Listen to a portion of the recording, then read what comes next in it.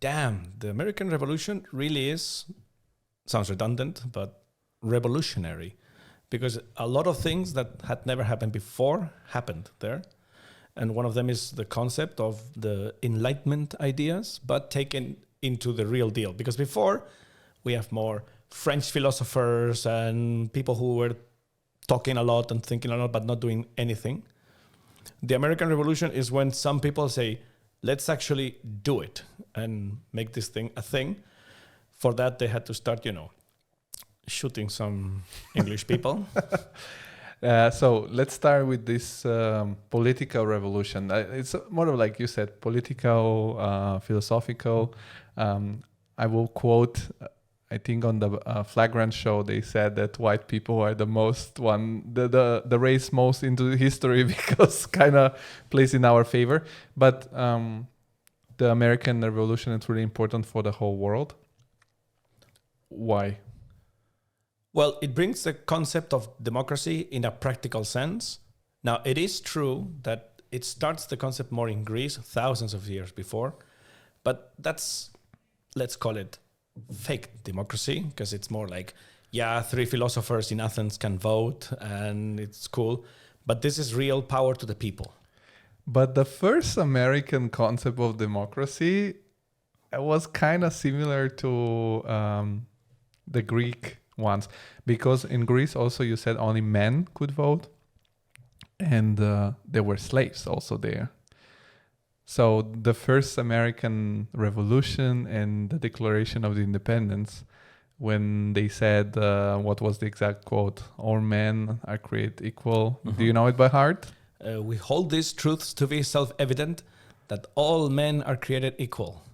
And it's something about, and they have the right to pursue happiness and liberty. It's not exactly that, but I get it. I got it. All men are created equal, possessing unalienable rights to life, liberty, and the pursuit of happiness. But I think that back in the days when the founding fathers wrote this, they didn't consider men the broad concept of men we have today, like everybody. Like, for example, I don't think when they were writing this, they thought, black people are also people, because of many of them were slave owners. Yeah, there is a lot of bullshit. Now, I like it because, not of the bullshit, but because there's a certain good concept behind it. And if you follow the concept, it takes you to a good place. They're saying all men are created equal, but it's true.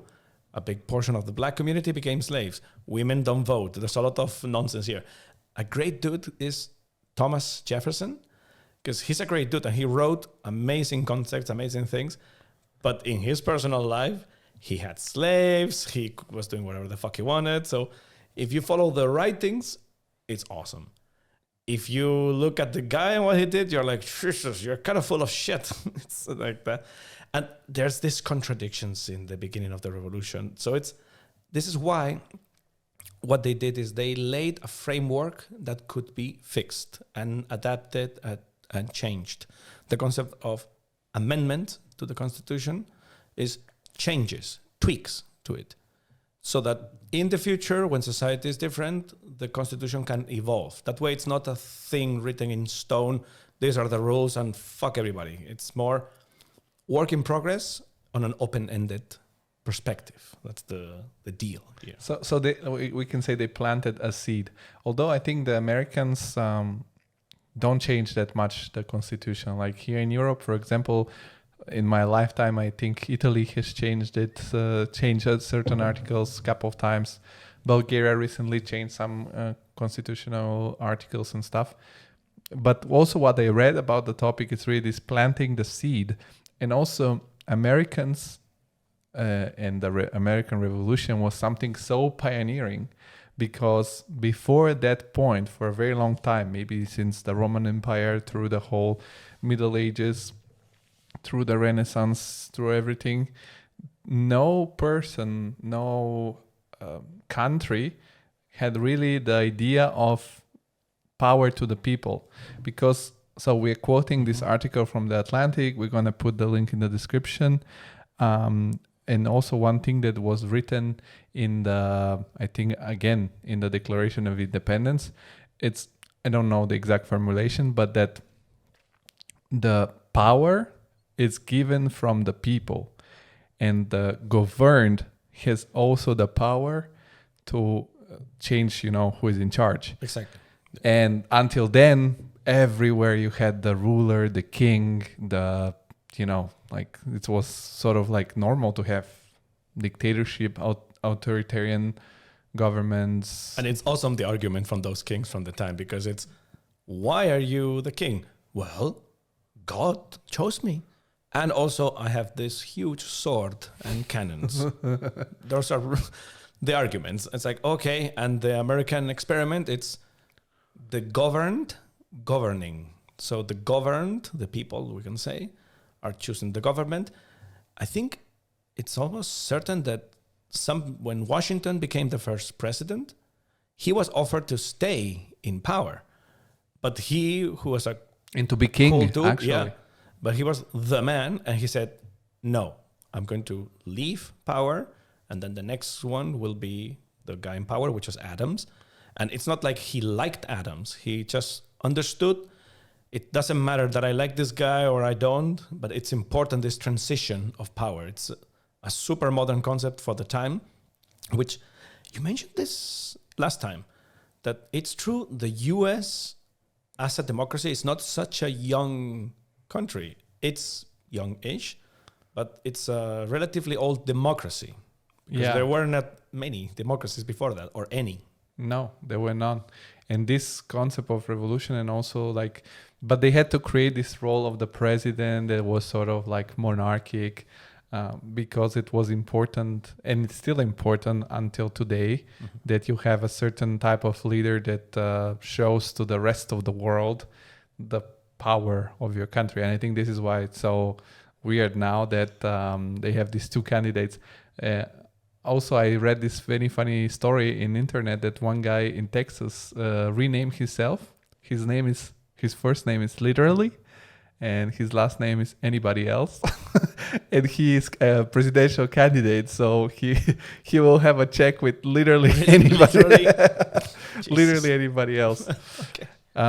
But also the way that the states did this revolution makes me always think, do you think the British people are nowadays thinking, oh my God, we screwed up so badly because of our stupid ideology of exactly, it's like the show that if you keep a dictatorship, it's not going to develop well, because they could have just given the American colonies the power to vote in their parliament, and they would have probably stayed with England, I think it would have happened either way, because when you have an ocean in the middle and the distancing and everything, I think, like you're saying, it would have delayed everything.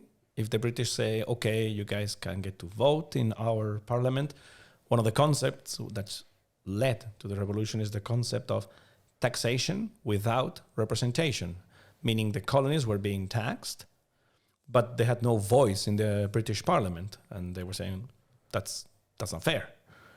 Exactly. But if they gave them, like, for example, the what's the motto? Taxation without representation. If they gave them the representation, I think it would maybe, because in the end of the day, you delegate the power to a few people. Maybe you can corrupt them. They're the representatives. I don't know. But maybe it's also the spirit of the people in America, because they're explorers. They're like, back in the days it was wild. You hop on a ship that it's out of wood. You go on the other side of the ocean, and you're never gonna see the people you left behind. You're never gonna go back. You cannot call. Maybe you can send a letter, but there were some letters back and forth, but this ship could sink. The letter never arrives. I think they knew in the time when the Declaration of Independence and such, they knew that westward there was more land, and there was the Pacific and California and all these areas. But it was kind of all that in-between space was the big unknowable. Like, it was kind of like, let's see what's over there. We don't really know. And this expansive reason. Also, this distance to the UK, I think that's a big factor too. Is 6,000 kilometers?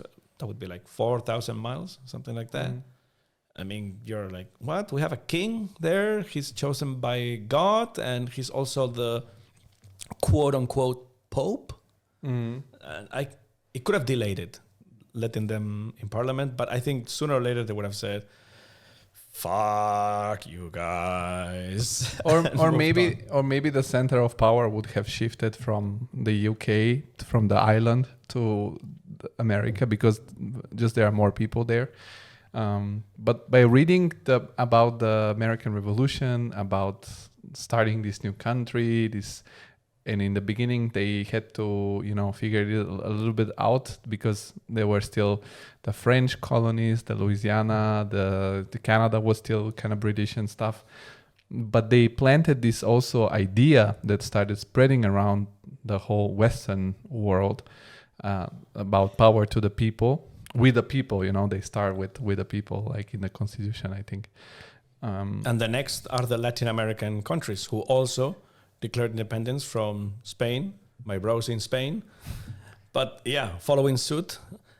It's a mix of reasons, but I think the spark was the US probably. And then the same ideals are translated into Mexico, Peru, Argentina, Venezuela, Colombia, and they slowly start to rebel. This is the middle in Europe, not just in Spain, of the Napoleonic War. So Napoleon is kicking everybody's butt in Europe. And there was also a revolution. And Yeah. there was kind of, but the France. Yeah. The French Revolution was. I should say, I totally forgot about the French right now, which makes sense. The French did this revolution. If you have watched the latest film, Napoleon, although it has a lot of historical mistakes and very imprecise movie, it was kind of a substitution. Like they had it really full of these monarchs, of these royalties, and they wanted to substitute them with something more illuminated, something more based on philosophy, based on science. But on the long term, had an effect also on the other monarchies, because I think the first one to concede a constitution to their people were the Dutch, because they understood that if they don't do it, at some point they're going to get fucked up. They're going to get killed by their people, like it was happening in France. And because, I don't remember who, but of course, also back in the then, kings were used to, marry other kings and queens and stuff. So because they had a parent, like there was a marriage between some Brit and some Dutch, the Brits did the same thing at some point. They said, okay, we're going to give you the constitution. We're going to give you this chamber of the, how are they Parliament called? The parliament, but they have lords that are still somehow nobles. And the other one is called lords. And what are the other ones called? In the US is the Senate, but they don't have a Senate. No. In England, it's just the lords and the whatever, the popular guys. And this is how they maintain the monarchy, which became this very just representative institution. But till today, officially, they just conceded the power. I don't know if they can take it back somehow, but I don't think so. I mean, yeah. Even if they could, we know they don't have the authority. Like they would have to do a coup and take over the country. And every monarchy in Europe they're all in the line. Like one fucked up move, one wrong move, and you might lose everything here. So they're all, I think, walking the fine line between, yes, of course, power to the people. We're all democracy here. I'm just a representative, because they know they're in a risky place right now. I totally forgot about the French. They're the next, you mentioned, after the US, the French. But it was super chaotic, the French, way more than the US. Like the bloodbath that happened in France after the revolution, it's not like, yeah, we took care of the king and now we put democracy. No, it was brutal. And some monarchies came back, like Napoleon became emperor and all that jazz. Because they needed, in the movie also you see, they needed to be like royal, God-chosen people whatsoever. I think they asked the US during the French Revolution. The French asked the Americans, hey, can you help us? And the US were like, no, I'm busy building a constitution here and a country and everything. No, I'm going to skip it. They did a bit against the British because they were also fighting the British at the same time, but they didn't help that much, the French. The French they were a bit, these guys, we helped them with their own, they're not helping us now, but, But they did the Louisiana purchase in that period because Napoleon needed money. So they bought, you've seen how big is that piece of land. Jefferson. They bought it for $6 million so that Napoleon could fund his wars towards Russia. And they sent the explorers, what they were called, Lewis and Clark, I think. Yeah, Jefferson. Yeah, and we're Lewis and George. Exactly. Explorers of... podcasting. Yes. God help us. Yeah, and they did that. And this is also... when they did the revolution, they stayed, though, in a very good relationship, let's say, with the British at some point. So it's... But this was a very crucial cultural change for the whole Western world, let's say Europe, America, South America. Also, I read that there was the Ottoman Empire back in the days, which was ruling over the eastern part of Europe. So Greeks started their revolution and Bulgarians started their revolution. And this is how basically there was this spread of freedom. This biggest exportation of democracy was done by example, actually, and not by wars. Some of the American viewers are now creaming their pants. Freedom. Mm-hmm.